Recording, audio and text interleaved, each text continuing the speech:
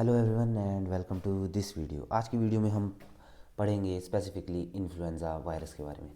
Influenza virus को जब हम पढ़ते हैं तो हमें ऑफ कोर्स शुरू करना होता है कि ये किस फैमिली से या किस चीज़ से बिलोंग करता है। तो ये जो माइक्सो वायरस हैं इनमें आपको दो कैटेगरीज देखने के लिए मिलेंगी। एक है ऑर्थोमाइक्सो वायरस और एक है पैरामाइक्सो वायरस। पैरामाइक्सो वायरस में ये सब वायरस आते हैं, पर हमारा फोकस रहेगा ऑर्थोमाइक्सो विरिडी के इन्फ्लुएंजा वायरस पे। अगर हम थोड़ा सा इनके बीच में डिफरेंस देखें तो आप सबसे पहले देख सकते हैं कि ये जो ऑर्थोमाइक्सो वायरस हैं ये 80 टू 120 नैनोमीटर रेंज में लाया करते हैं, जबकि पैरामाइक्सो वायरस 100 टू 300 नैनोमीटर, मतलब ये वाले कंपैरेटिवली लार्जर हैं, ये वाले थोड़े छोटे हैं। इनका शेप आपको स्फेरिकल देखने के लिए मिल सकती है। और जबकि बात करें इनकी तो ये आपको प्लियोमॉर्फिक मतलब अलग अलग मॉर्फोलॉजी में देखने के लिए मिलेंगे। जीनोम साइज में इसमें आपको 8 सेगमेंटेड आरएनए जीनोम मिलेगा, जबकि यहाँ पे आपको एक single linear molecule of RNA मिलेगा। अब site of synthesis of ribo nucleoprotein इसके केस में होगी आपकी न्यूक्लियस और इसके केस में होगी आपकी साइटोप्लाज्म। जेनेटिक रीअसॉर्टमेंट की बात करें तो इसमें रीअसॉर्टमेंट होना कॉमन है और इसमें रीअसॉर्टमेंट होना मुश्किल है। ओके।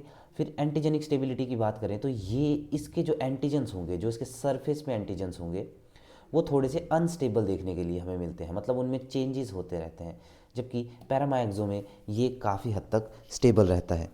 हीमोलाइसिन इसमें एब्सेंट होता है और इसमें प्रेजेंट होता है। चलिए अब थोड़ा सा इंट्रोडक्शन की बात करेंगे इन्फ्लुएंजा वायरस की। तो इन्फ्लुएंजा वायरस जो है ये एक एक्यूट इन्फेक्शियस डिजीज़ करने वाला वायरस है जो रेस्पिरेटरी ट्रैक्ट को इन्फेक्ट करता है। ठीक है, ये स्पोरेडिकली भी अकर कर सकता है, एपिडेमिकली भी अकर कर सकता है और पैंडेमिकली भी अकर कर सकता है।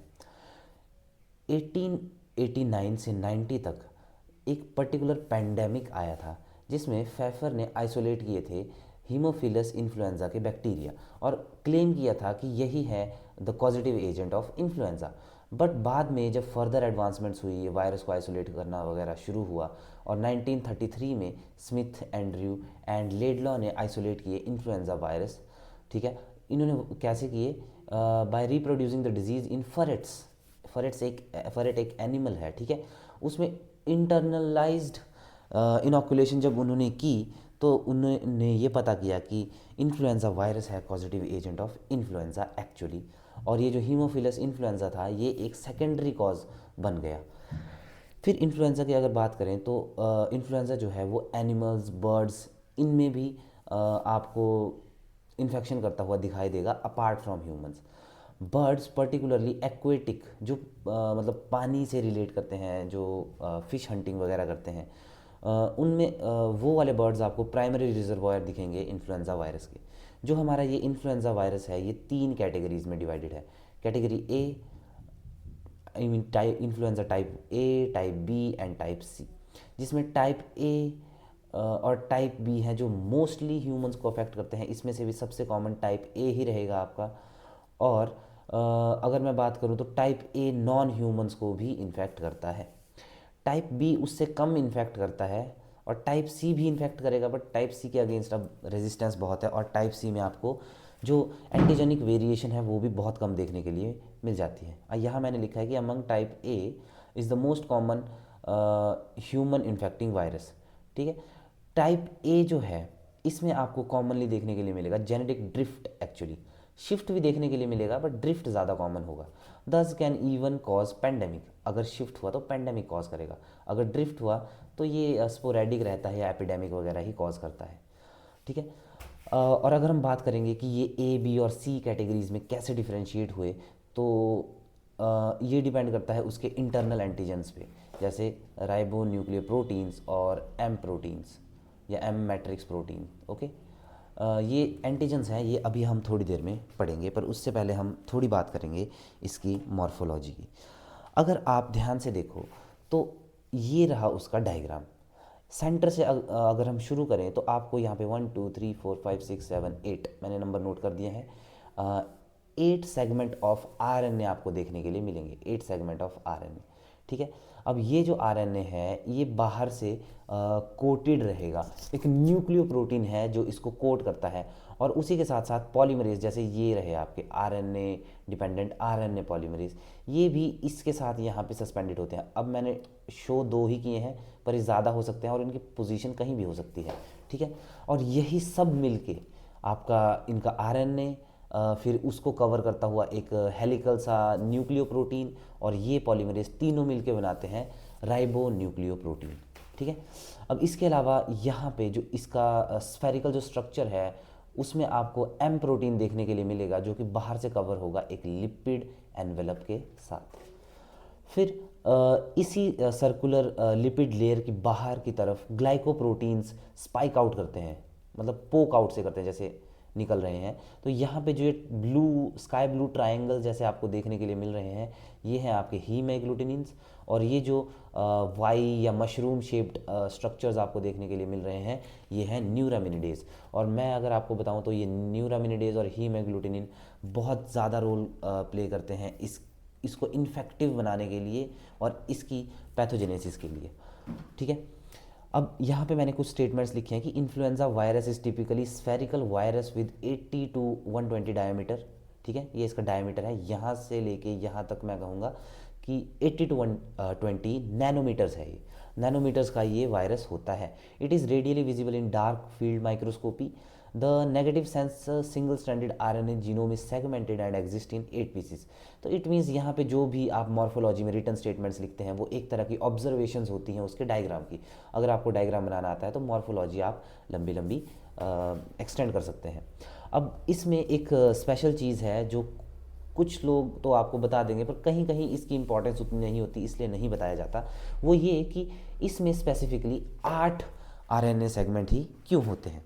अब बात ऐसी है कि जो इसके टाइप थे, type A, type B, type C, इनमें तो आपको टाइप ए और टाइप बी में तो आपको 8 सेगमेंट देखने के लिए मिलेंगे, पर सी में अगर आप देखोगे तो आपको हो सकता है 7 आरएनए सेगमेंट्स देखने के लिए मिले। तो इसका मतलब है जो 8 होते हैं वो फिक्स नंबर नहीं है, पर सॉरी, पर फिर भी जो 8 सेगमेंट होते हैं वो 8 अलग अलग तरह के मेजर प्रोटीन्स को बनाने में हेल्पफुल करते हैं। इट मीन्स आप ये कंसीडर कर सकते हैं कि अगर ये आरएनए सेगमेंट है जो इस पे जीन प्रेजेंट होगा, लेट्स से ये फर्स्ट सेगमेंट है, तो फर्स्ट सेगमेंट पे जो जीन प्रेजेंट होगा वो मेजर प्रोटीन PB2 को बनाएगा, फिर सेकंड पे PB1 को बनाएगा और थर्ड पे PA को बनाएगा। तो ये PA, PB1 एंड PB2 ये सब क्रिएट करते हैं पॉलीमरेज सब यूनिट, और ये पॉलीमरेज होते हैं आरएनए डिपेंडेंट आरएनए पॉलीमरेज, ये वाले। इसको बनाने में यही सेगमेंट हेल्प करते हैं। फिर अगर हम बात करें फोर्थ की, तो फोर्थ HA बनाएगा जो कि हीमोग्लूटिनिन है। ये देखिए, ये yellow, sorry not yellow, blue वाला, ये हीमोग्लूटिनिन बनाने में आपका HA मेजर प्रोटीन काम करता है। फिर NA प्रोटीन से न्यूरामिनिडेज बनता है, NP प्रोटीन से न्यूक्लियोप्रोटीन बनता है जो इसको कवर करेगा। फिर M1 M2 मैट्रिक्स प्रोटीन बनेंगे 7 से, NS1 NS2 non structural proteins की फॉर्मेशन करेगा आपका 8 सेगमेंट। अब ये नंबर्स ऊपर नीचे हो सकते हैं, अब ये फिक्स नंबर नहीं है कि फर्स्ट ही होगा तो यही आपका प्रोड्यूस करेगा, ठीक है। तो आगे हम चलें, थोड़ा सा इसके बारे में पढ़ेंगे। There is presence of RNA dependent RNA polymerase which is essential for transcription of viral RNA in host. अगर मैं बात करूं ह्यूमंस की, तो आपको पता है ह्यूमंस जो है यूकैरियोटिक ऑर्गेनिज्म है और डीएनए है उनका जेनेटिक मटेरियल। तो उसमें जो पॉलीमरेज होगा वो ऑफ कोर्स आरएनए को रेप्लिकेट करने में हेल्पफुल नहीं होगा। तो आरएनए अपना पॉलीमरेज खुद ही अपने साथ रखता है, ताकि जब वो न्यूक्लियस में जाए तो वो डायरेक्ट रेप्लिकेशन स्टार्ट कर दे बिना किसी डिस्टर्बेंस के या बिना किसी लैक ऑफ एक्स्ट्रा मशीनरी के, ठीक है। बट प्रॉब्लम ये है कि ये जो आरएनए डिपेंडेंट आरएनए पॉलीमरेज है, ये पॉलीमरेज आपको प्रूफ रीडिंग एक्टिविटी करके नहीं देगा। मतलब ये कभी कभी क्या मतलब रैंडमली फ्रीक्वेंटली गलतियां कर सकता है, जबकि डीएनए डिपेंडेंट पॉलीमरेजेस जो होते हैं वो उसमें usually proof reading activity present होती है, ठीक है। अगर हम बात करें इसके न्यूक्लियोकैप्सिड की, तो the nucleocapsid is surrounded by an envelope lipid, okay, which has an inner membrane protein layer and an outer lipid layer. जो उसका इनर मेम्ब्रेन प्रोटीन लेयर होगी वो एम प्रोटीन है, ये वायरस खुद बनाएगा एम प्रोटीन, जैसा कि मैंने आपको यहाँ बताया। ये M1 एंड M2 जो एम मैट्रिक्स प्रोटीन है, इन्हें ही आप एम प्रोटीन कहेंगे। बल्कि जो उसकी आउटर लेयर होगी वो होस्ट से, जो उसका होस्ट होगा, जैसे अगर उसने ह्यूमन में इन्फेक्ट किया तो ह्यूमन उसका होस्ट हुआ, तो ह्यूमन की जो सेल मेम्ब्रेन है उसको अपना लिपिड लेयर बना के यूज़ करेगा। ठीक है, okay. M protein is composed of two component, मैंने लिखा था। Lipid layer is derived from modified host cell membrane. ठीक है, ओके। अब अब इसी स्टेटमेंट में ये जो स्पाइक्स थी इनकी, वही बात की गई है कि there are two major types of glycoprotein spikes, जिन्हें पेप्लोमर्स भी कहते हैं। They are poking out of the membrane, they are haemagglutinin and neuraminidase. Haemagglutinin जो थी वो थी ट्रायंगुलर इन स्ट्रक्चर, तो ये ट्रायंगल्स जो आपको देखने के लिए मिल रहे हैं ये हीमोग्लूटिनिन होगी, और न्यूरामिनिडेज मशरूम शेप्ड आपको देखने के लिए मिलेगी। चलिए उसी तरह हम एंटीजेनिक स्ट्रक्चर भी देख लेंगे एक बार। ठीक है, तो आपका जो वायरस है इसको बेसिकली हम दो तरह से एंटीजेनिकली क्लासीफाई कर सकते हैं। एक ये इंटरनल और एक एक्सटर्नल। एक्सटर्नल जो बाहर की तरफ है, इंटरनल जो उसके अंदर है। तो अगर हम इंटरनल की बात करें तो एक आएगा उसमें राइबोन्यूक्लियोप्रोटीन, जिसे हम सॉल्यूबल एंटीजन या एस एंटीजन कह के भी बोलते हैं इन्फ्लुएंजा के केस में। ठीक है, तो ये जो राइबोन्यूक्लियोप्रोटीन है, ये मैंने आपको पहले भी बताया। राइबोन्यूक्लियोप्रोटीन क्या होता है, जो उसके आरएनए सेगमेंट है वो, प्लस उसके बाहर जो न्यूक्लियोप्रोटीन होगा जो उसको हेलिकली कवर करेगा। ठीक है, वो, और जो पॉलीमरेज एंजाइम है, पॉलीमरेज, ठीक है, ये तीनों मिलके आपके राइबोन्यूक्लियोप्रोटीन को बनाएंगे। अब ये जो राइबोन्यूक्लियोप्रोटीन है ये स्पेसिफिक होता है ए, बी और सी के लिए। ओके, पर ऐसा है कि अगर ए के ही जैसे सब टाइप्स हैं या स्ट्रेन्स हैं, जैसे ए, लेट्स एज्यूम 1.1 और 1.2, तो उनमें सिमिलैरिटी आपको देखने के लिए मिल सकती है इन द राइबोन्यूक्लियोप्रोटीन। वैसे ही एम प्रोटीन की अगर हम बात करें, जो कि दूसरे टाइप का आपका इंटरनल एंटीजन है, तो वो ए, बी, सी ये भी टाइप स्पेसिफिक होगा, और ये दोनों, इन दोनों की वजह से हम इनको, जो आपका इन्फ्लुएंजा है उसको टाइप ए, टाइप बी और टाइप सी में कैटेगराइज करते हैं। वैसे ही सरफेस प्रोटीन जो एक्सटर्नल सरफेस की तरफ होंगे, उसकी बात करें तो यूजुअली उसके हम, जैसे इसे हम यहाँ पे एस एंटीजन कहते थे आरएनपी को, तो सरफेस एंटीजन को यूजुअली वी एंटीजन कहा जाता था पहले के टाइम पे, वायरल एंटीजन। पर अब उसे वी एंटीजन ना बोल के सरफेस एंटीजन कहा जाता है। इसमें आपको हीमोग्लूटिनिन और न्यूरामिनिडेज दोनों देखने के लिए मिलेंगे। ठीक है, जो हीम एग्लूटिनिन है वो भी आपको देखने के लिए मिलेगा कि दो पॉलीपेप्टाइड से मिल के बना है, और जबकि न्यूरामिनिडेज है वो भी आपको मशरूम शेप का देखने के लिए मिलेगा। ये रहा आपका हीमोग्लूटिनिन, ये ट्रायंगल, और ये मशरूम शेप्ड है न्यूरामिनिडेज। ओके, इन दोनों के अपने अपने पर्टिकुलर रोल हैं। रोल कैसे हैं, जैसे हीम एग्लूटिनिन, ओके, ये हीम एग्लूटिनिन रिस्पॉन्सिबल है आपकी अटैचमेंट टू सेल सरफेस, और ये आरबीसी को एग्लूटिनेट करता है, इसीलिए इसका नाम पड़ा है हीम एग्लूटिनिन। ठीक है, ये हो गया फोर्थ। ओके, अब हम थोड़ा सा इसके बारे में जान लेंगे कि हीम एग्लूटिनिन जो एंटीजन है हमारे पास वो क्यों इम्पॉर्टेंट है, क्यों हम इसको स्टडी करते हैं। ठीक है, ये एक डायग्राम है, थोड़ा इसको फॉलो कर लें, वरना आप मेजरली यही वाला डायग्राम अपने दिमाग में रखें। ठीक है, ओके। सबसे पहले हीम एग्लूटिनिन जो है, ओके, ये responsible for haemagglutination and haem adsorption.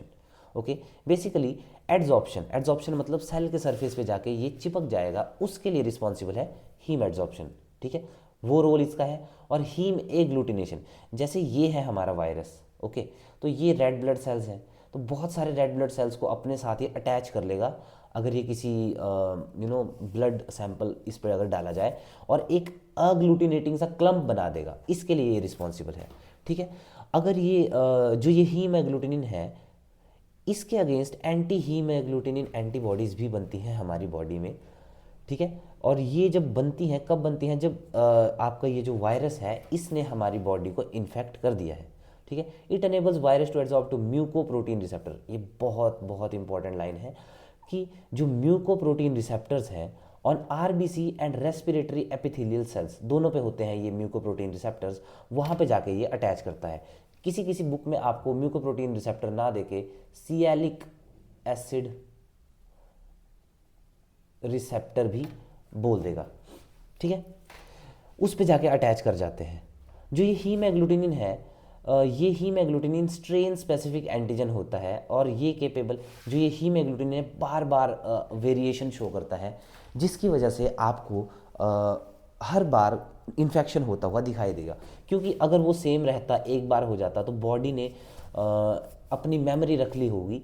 पर अगर इसमें वेरिएशन आ रही है तो मतलब इम्यून सिस्टम वाइज बॉडी उसमें उसकी मेमोरी नहीं है उसके पास की, क्योंकि वो थोड़ा सा फेस चेंज करके या वेरिएशन करके आया है, ठीक है। It also show the property of haemagglutination, virus attach to the surrounding erythrocyte and get adsorb to the mucoprotein receptor. यही डायग्राम मैंने स्टार्टिंग में जो बताया, ये वही स्टेटमेंट है। And virus link together the adjacent cells producing haemagglutination. तो अगर यही वायरस अपने आसपास क्लम्प कर लेगा रेड ब्लड सेल्स को, तो ये हीम एग्लूटिनेशन जैसी प्रॉपर्टी को शो करेगा। ओके, इसके बाद जब ये क्लम्पिंग आपको देखने के लिए मिल गई, तो आप कब मतलब यूजुअली सोचते हैं कि एक बार अटैच हो गया तो हो गया, बट नहीं। इस केस में जो न्यूरामिनिडेज था, न्यूरामिनिडेज, ओके, ये क्या करता है, ये करता है act on the cell receptor, destroying it and thereby splitting the N acetyl neuraminic acid. ध्यान रखिए, न्यूरामिनिडेज ये एक तरह का आपका एंजाइम होता है, ठीक है। अगर ये एक तरह का एंजाइम है तो ऑफ कोर्स ये कुछ तो करेगा। तो जो एन एसिटाइल म्यूरामिक एसिड है, ये उसको जाके डिस्ट्रॉय कर देगा या कट कर देगा एक तरह से। अब ये एन एसिटाइल म्यूरामिक एसिड क्या है, ये वही सियालिक एसिड है जो होस्ट के सेल सरफेस रिसेप्टर पे होता था। मतलब अगर ये रेड ब्लड सेल पे है वो रिसेप्टर, तो यहाँ पे ऐसे कट लगा देगा और ये फिर से रिलीज कर देगा आपके वायरस को, मतलब उसके रिलीज में हेल्प करेगा, ठीक है। फिर अगर ये कट कर देगा तो वायरस पार्टिकल जो रिलीज हुआ उसको हम कहेंगे एल्यूशन, कहीं तो होगा। The viral particle eluted from the RBC are still capable, okay okay okay, ठीक है। पहले तो जब ये कट हुआ और मतलब ये सेपरेट हो गया, इन सब आरबीसी से सेपरेट हो गया, तो उस प्रोसेस को हम बोलेंगे elution. Elution is basically separately, ठीक है, सेपरेट होने को एल्यूशन समझ लीजिए अभी के लिए। एंड जो आरबीसीज हैं, लेट्स सपोज ये अगर वो आरबीसी है जिसके साथ ये पहले अटैच हुआ था, तो ये वायरस इसके साथ तो फिर से अटैच नहीं हो सकता, okay. RBCs are viral particles eluted from RBCs are still capable of agglutination, but RBCs that were agglutinated are not susceptible to same strain of virus. It means let's suppose ये अगर मेरा RBC है, ठीक है, अगर ये एक बार इस इन्फ्लुएंजा वायरस के साथ अटैच हो गया और फिर ये वायरस निकल गया, तो सेम स्ट्रेन के वायरस से ये अटैच नहीं होगा, ओके। पर दूसरे स्ट्रेन के वायरस इस पे जाके अटैचमेंट शो कर सकते हैं। ये इस लाइन के साथ डिपिक्ट करने की कोशिश की गई है। देखो, एल्यूट हो गया पर स्टिल केपेबल ऑफ एग्लूटिनेशन, मतलब किसी और के साथ तो एग्लूटिनेट हो सकता है, बट वो एग्लूटिनेशन नहीं कर सकता सेम तरह के वायरस स्ट्रेन के साथ, okay. Haemagglutination takes place, जो ये हीम एग्लूटिनेशन आपको देखने के लिए मिल रही है 0 to 37, एक वाइड रेंज ऑफ टेम्परेचर में हो सकती है। इट मीन्स जो इन्फ्लुएंजा टाइप चीज़ें हैं ये आपको देखने के लिए मिलेंगी ठंडे एरिया में भी, नॉर्मल टेम्परेचर के अलावा कोल्ड एरियाज़ में भी आपको देखने के लिए मिलेगी। और इन जनरल टाइप ए और टाइप बी है, वो एग्लूटिनेट करते हैं erythrocyte of humans, fowls, guinea pigs and some other species, okay. अब थोड़ा एक लास्ट पॉइंट ये भी इंपॉर्टेंट रहेगा कि highest dilution of virus suspension that produce agglutination of a fixed quantity of cell is known as haemagglutination titre. ये haemagglutination टाइटर की यहाँ पे एक छोटी सी बात की गई है, सबके लिए इंपॉर्टेंट नहीं है, माइक्रोबायोलॉजी के स्टूडेंट्स के लिए ये स्टेटमेंट इंपॉर्टेंट रहेगी, ध्यान रखिए, ठीक है। न्यूरामिनिडेज, जो न्यूरामिनिडेज है, एक मिनट, ओके, ये जो यहाँ पे न्यूरामिनिडेज है, ये जो पर्पल कलर के मशरूम शेप्ड आपको एंटीजन्स देखने के लिए मिल रहे हैं, अब इसके बारे में बात करते हैं। जैसा आपका हीमोग्लूटिनिन था, ये भी एक ग्लाइकोप्रोटीन एंजाइम है which destroy the cell receptors by hydrolytic cleavage, ठीक है। हाइड्रोलिटिक क्लीवेज जो मैंने आपको अभी थोड़ी देर पहले बताया कि जब हीमोग्लूटिनिन अटैच करेंगे आरबीसी से, तो ये न्यूरामिनिडेज होगा जो सियालिक एसिड रिसेप्टर को डिस्ट्रॉय करेगा। डिस्ट्रॉय कैसे करेगा? हाइड्रोलिटिक क्लीवेज के साथ। अब जब इन्फेक्शन हुआ और जब आपके हीमैग्लूटिनिन अटैच हुए थे इससे, उसके बाद रिलीज़ हुए, तो आपकी बॉडी ने बनाए थे एंटी हीमैग्लूटिनिन एंटीजेंस। वैसे ही एंटी न्यूरामिनिडेज एंटीबॉडीज़ भी बनती है अगेंस्ट द न्यूरामिनिडेज। ठीक है, अब मैं यहाँ पे आपको स्पेसिफिकली ये बताना चाहूँगा, जो ये वाली एंटीबॉडीज़ थी अगेंस्ट आपके हीमैग्लूटिनिन, वो एंटीबॉडीज़ थी protective in nature. Protective in nature कैसे थी कि लेट्स से कि ये है मेरा हीम एग्लूटिनिन, अगर एंटीबॉडी इसके अगेंस्ट बन गई तो ये इसको कवर कर देगी, तो ये अटैचमेंट नहीं होने देगी फर्दर बाद में। बट ये जो न्यूरामिनिडेज है, न्यूरामिनिडेज ये वाला स्ट्रक्चर न्यूरामिनिडेज, दिस इज न्यूरामिनिडेज, ओके। तो जो एंटीबॉडीज न्यूरामिनिडेज के अगेंस्ट बनती है वो प्रोटेक्टिव इन नेचर तो नहीं होती, पर इसमें एक स्पेशल चीज़ है कि ये क्योंकि ये न्यूरामिनिडेज के अगेंस्ट बनती हैं, तो ये रिलीज ऑफ इन्फ्लुएंजा वायरस को रोक देती हैं। अगर ये रिलीज ऑफ इन्फ्लुएंजा वायरस को रोक रही हैं तो अटैचमेंट होने से तो नहीं रोक रही, ध्यान दीजिए, पर रिलीज होने से रोक रही है। मतलब जो उसकी इन्फेक्टिविटी थी या इन्फेक्शन जिससे कॉज कर रहा था, एक सेल से दूसरे सेल पे जो जा रहा था, वो यहाँ पे रुकेगा, okay. Anti neuraminidase can prevent the release and spread of progeny virion की बात यहाँ पे किस लिए की गई है, क्योंकि अगर हीमैग्लूटिनिन से एक बार ये वायरस एनगल्फ हो गया तो ऑफकोर्स ये अपने बहुत सारी प्रोजेनी बनाएगा जो बाद में फिर से सेल सरफेस पे आ जाएंगे, और इनको यहाँ से निकलने के लिए न्यूरामिनिडेज की ज़रूरत होती है। तो अगर न्यूरामिनिडेज यहाँ पे कट नहीं लगाएगा तो ये रिलीज़ नहीं होंगे। आई होप आपको ये समझ आ गया होगा, ओके। अब ये जो हीमैग्लूटिनिन आपने देखा और न्यूरामिनिडेज देखा, इन दोनों में ही आपको देखने के लिए मिल जाएगी एंटीजेनिक वेरिएशन। एंटीजेनिक वेरिएशन क्यों पढ़ना ज़रूरी है और इन्फ्लुएंजा में ही स्पेसिफिकली क्यों बहुत इंपॉर्टेंस रखता है, वो इसलिए क्योंकि जो एंटीजेंस है वही हमारे न्यूरामिनिडेज और हीमैग्लूटिनिन, ये दोनों अपनी सिमिट्री या फिर अपनी एंटीजेनिक सीक्वेंसेस को चेंज करते हैं। आप कह सकते हैं कि जो उसके अमीनो एसिड्स हैं वो चेंज होते रहते हैं, ठीक है। Antigenic variation is unique feature of influenza. This is of great importance in epidemiological study of disease. अब यहाँ पे स्पेसिफिकली एपिडेमियोलॉजिकल स्टडी ही क्यों कहा गया है, क्योंकि इन्फ्लुएंजा जो है वो फैलता है, स्प्रेड होता है, और जब ये स्प्रेड होता है तो काफ़ी पॉपुलेशन को ये अफेक्ट करता है। जनरली तो ये लोकल ही होता है, पर किसी किसी केस में ये पूरी कंट्री को या इवन पेंडेमिक में भी शिफ्ट हो जाता है। तो उसकी एंटीजेनिक वेरिएशन को स्टडी करना बहुत ज़रूरी है, specially in epidemiological studies, okay. जो एंटीजेनिक वेरिएबिलिटी है वो हाईएस्ट देखने के लिए मिलती है टाइप ए में, फॉलोड बाय टाइप बी। ए में बहुत ज़्यादा देखने के लिए मिलेगी, बी में कम देखने के लिए मिलेगी, और जो सी है वो यूजुअली, मैं कहूँगा यूजुअली स्टेबल है, बट हो सकता है कि उसमें भी आपको कभी कभी एंटीजेनिक वेरिएबिलिटी देखने के लिए मिल जाए, ठीक है। तो जो इसके इंटरनल राइबोन्यूक्लियोप्रोटीन है और एम प्रोटीन है वो यूजुअली स्टेबल रहते हैं। अगर हम यहाँ पे बात करें तो मैंने आपको स्टार्टिंग में बताया कि न्यूरामिनिडेज और हीमैग्लूटिनिन, इन दोनों को जाके ये एंटीजेनिक वेरिएबिलिटी एन और एच में ही आपको देखने के लिए मिलेगी। आरएनपी और एम प्रोटीन जो है ये स्टेबल रहते हैं, ठीक है, okay. Independent antigenic variability but both surface antigen यहाँ पे बात की गई थी, सॉरी मैंने ध्यान नहीं दिया, बोथ, ओके। तो ये जो आपके आरएनपी और ये एम प्रोटीन है, ये मैंने अभी आपको बताया था कि ये इंटरनल प्रोटीन्स की कैटेगरी में आते हैं, बट ये जो न्यूरामिनिडेज और हीमैग्लूटिनिन थे ये आते हैं आपके सॉल्युबल एस प्रोटीन, मैं क्या कह रहा था, ओके, सॉल्युबल प्रोटीन्स की कैटेगरी में आएंगे आपके एन और एच, मतलब न्यूरामिनिडेज और हीमैग्लूटिनिन। तो इसमें आप इन दोनों में आपको वेरिएबिलिटी देखने के लिए मिलेगी, जबकि जो इंटरनल प्रोटीन थे उसमें वेरिएबिलिटी देखने के लिए नहीं मिलती, ठीक है। तो जो एंटीजेनिक वेरिएशन है वो आपकी दो तरह की होती है, यही एंटीजेनिक वेरिएशन दो तरह की होती है, एक है एंटीजेनिक ड्रिफ्ट और एक है एंटीजेनिक शिफ्ट। पहले हम ड्रिफ्ट की बात करेंगे। तो ड्रिफ्ट है, सबसे पहले drift is a kind of point mutation, ठीक है। तो ये जो पॉइंट म्यूटेशन है ये gradual sequential changes in antigenic structure occurring regularly at frequent interval is known as your antigenic drift, ठीक है।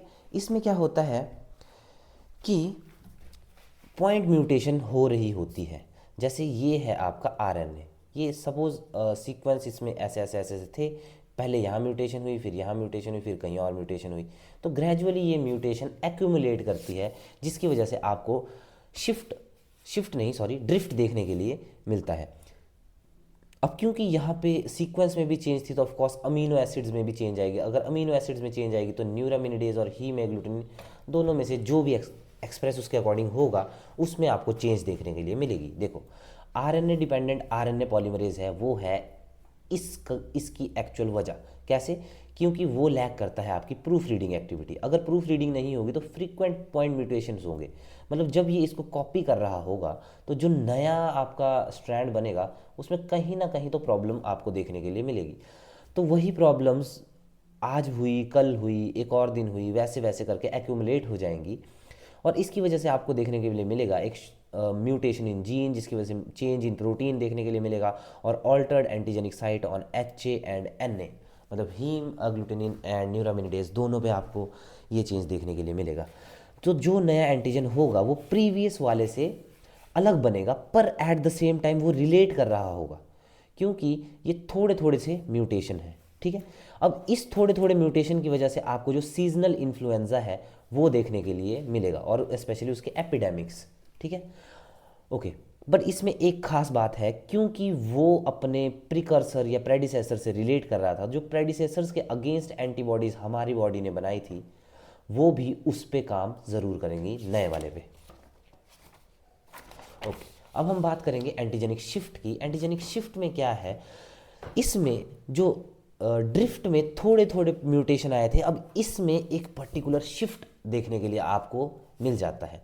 ठीक है, एन एब्रप्ट, ड्रास्टिक और discontinuous variation in antigenic structure. ठीक है, अब जो ये इस तरह के आपको चेंजेस देखने के लिए मिलेंगे, इनकी वजह से एक नोवल वायरल स्ट्रेन बन के आपको दिखेगा। मतलब जो आपका नया स्ट्रेन बन के तैयार होगा वो कंप्लीटली डिफरेंट होगा फ्रॉम इट्स प्रेडिसेसर्स। ओके, और जेनेटिक शिफ्ट के केस में या तो आपको जो चेंजेस हैं वो देखने के लिए मिलेंगे या तो न्यूरामिनिडेज पे या हीम एग्लूटिनिन पे, और कुछ केसेस में दोनों पे भी, बोथ न्यूरामिनिडेज एंड हीमोग्लोबिन। ठीक है, जो प्रिकर्सर्स के अगेंस्ट एंटीबॉडीज़ बनी थी वो अब इनके अगेंस्ट काम नहीं करेंगी, क्योंकि ये अपने प्रेडिसेसर से रिलेट ही नहीं करते एंटीजेनिक शिफ्ट के केस में। ठीक है, और इसकी वजह से आपको एपिडेमिक्स और इवन पेंडेमिक्स जैसी सिचुएशन भी देखने के लिए मिलेगी, क्योंकि हमारी बॉडी में उसके अगेंस्ट एंटीजन है ही नहीं। ठीक है, ओके, अब ये जो केस है शिफ्ट का, इसमें क्या होता है कि वायरस जो है वो सडनली एक्वायर कर लेता है नए कंपोनेंट्स को। अगर मैं एग्जांपल की बात करूँ, लेट्स से कि ये एक तरह का वायरस है, इसके पास अपना सेगमेंट 1 है, और ये दूसरे तरह का वायरस है जिसके पास अपना सेगमेंट 1 होगा, 1 डैश करके लिख देते हैं इसको अभी के लिए। और ये सपोज करो कि इन दोनों ने अफेक्ट किया एक सेल, तो ये गया यहाँ, ये गया यहाँ। अब यहाँ क्या हुआ, जब ये फिर से विरियन बन रहे थे तो एक पर्टिकुलर केस में क्या हो गया कि ये जो मेरा लेट्स से ये टाइप ए का है, ये टाइप बी का है, तो अब इसने क्या किया, यहाँ पे टाइप बी का 1 डैश ले लिया, और जो इसके 2 3 4 5 ये वाले थे 2 3 4 5 ये सेम रहे। अब इसकी वजह से जो 1 में वेरिएशन आए वो आपको देखने के लिए मिली या तो न्यूरामिनिडेज में या हीमोग्लूटिनिन में या न्यूरामिनिडेज में। ठीक है, तो इसकी वजह से ये जो चेंजेस हैं ये हैं एब्रप्ट, मतलब एकदम सडनली हो गए। अब हमारी एक तरह से बॉडी भी कंफ्यूज होगी कि कौन सी एंटीबॉडीज इसके अगेंस्ट बनाए। तो अगर ये ए था, ये बी था, तो ये कोई और ही तरह का वायरस आपको देखने के लिए मिलेगा, जो ना इससे रिलेट करेगा ना इससे रिलेट करेगा, मतलब प्रेडिसेसर से रिलेट नहीं करेगा। अब हम एक बार देख लेते हैं इसकी पैथोजेनिसिटी कि कैसे कैसे ये वायरस ह्यूमंस को बेसिकली इन्फेक्ट करता है। हालांकि करता तो ये बर्ड्स और एनिमल्स को भी है, पर ह्यूमंस पे हम ज़्यादा ध्यान देंगे। तो इसका जो रूट ऑफ एंट्री है वो है रेस्पिरेटरी ट्रैक्ट, तो आपको ड्रॉपलेट्स, फोमाइट्स, एरोसॉल्स, इनके थ्रू ये ह्यूमंस में इन्फेक्शन कॉज करता हुआ दिखाई देगा। अब सबसे पहले क्या होता है, जब ये इसके थ्रू लेट्स से कि ये मेरा एक हेल्दी इंडिविजुअल है, एरोसॉल्स के थ्रू या किसी और सोर्स के थ्रू ये आया, तो ये क्या करेगा, सीव इन करेगा आपके रेस्पिरेटरी ट्रैक्ट की तरफ, और ये रेस्पिरेटरी ट्रैक्ट में आपको देखने के लिए मिलेंगी म्यूकस, म्यूकस, और उसी म्यूकस के ऐसे सराउंडिंग में होंगी सीलिया, ठीक है, जो सीलियरी एपिथेलियल सेल्स होते हैं, मैं उसकी बात कर रहा हूँ आपके रेस्पिरेटरी ट्रैक्ट की, ठीक है। तो वहाँ जाके जो न्यूरामिनिडेज है वो अपना थोड़ा थोड़ा असर दिखाता है और यहाँ पे डैमेज कॉज करना शुरू करता है। जब ये डैमेज कॉज करना शुरू करता है तो म्यूकस की जो लेयर है ये उसको डिस्ट्रॉय कर देगा, थिन आउट कर देगा। आप कफ से उसको रिलीज आउट कर रहे होंगे, आपको कफिंग हो रही होगी उस टाइम, और फिर क्या होता है, वायरस के लिए ईजी हो जाता है सेल्स के आसपास जाना, ठीक है। जैसे ही वो सेल्स के आसपास जाता है तो मैंने आपको बताया था कि सियालिक एसिड रिसेप्टर्स जो हैं वो आपको देखने के लिए मिलेंगे इस पे, एपिथेलियल, रेस्पिरेटरी एपिथेलियल सेल्स में और आरबीसीज में। तो रेस्पिरेटरी एपिथेलियल सेल्स, सपोज ये है वो रेस्पिरेटरी एपिथेलियल सेल, यहाँ पे वायरस अटैच कर गया हीमोग्लूटिनिन से। अब जैसे वो हीमोग्लूटिनिन से अटैच हो गया तो ये एंडोसाइटोसिस से अंदर चला जाएगा और अंदर जाके भी न्यूक्लियस में अपना आरएनए को रिलीज करेगा, जहाँ पे वो करेगा आरएनए की रेप्लिकेशन। कुछ आरएनए अंदर रहेंगे, कुछ आरएनए बाहर आ जाएंगे, ठीक है। तो अब जो आरएनए इसका अंदर था वो जेनेटिक मटेरियल वैसे ही रिलीज कर रहा है, और जो कुछ आरएनए बाहर थे इंपॉर्टेंट वाले, ठीक है, वो क्या करेंगे, वो उसके प्रोटीन्स को बनाना शुरू कर देंगे और इसी से एक नया सर्कुलर वीरियन बहुत सारा बन के तैयार है। जैसे ही वो बन के तैयार होगा फिर वो इंटरनल सियालिक एसिड से अटैच होके ऐसे करके बाहर की तरफ आएगा और बाहर की तरफ आके ऐसे लटक जाएगा एक तरह से। फिर इसमें जो न्यूरामिनिडेज थे वो आके यहाँ पे ऐसे कट करते हैं।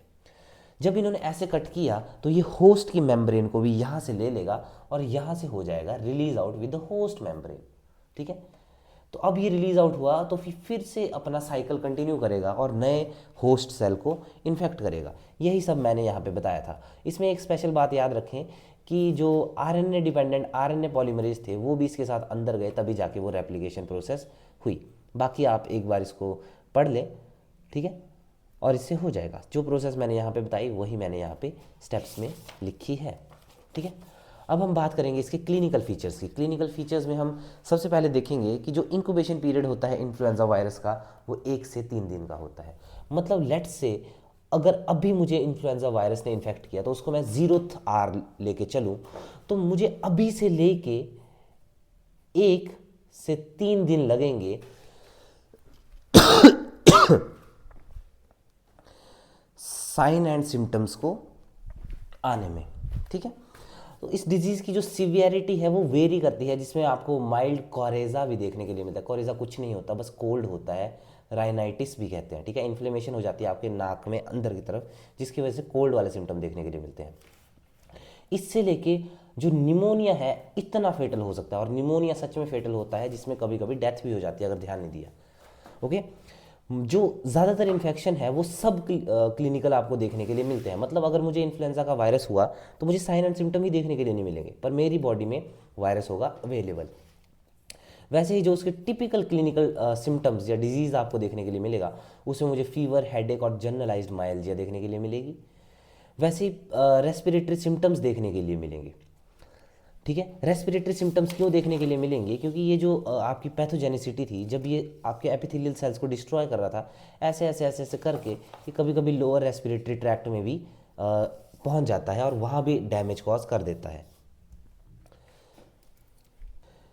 इसके अलावा जो टाइप बी इसका स्ट्रेन होता है वो आपको एब्डोमिनल पेन, वॉमिटिंग जैसी प्रॉब्लम भी कॉज कर देता है।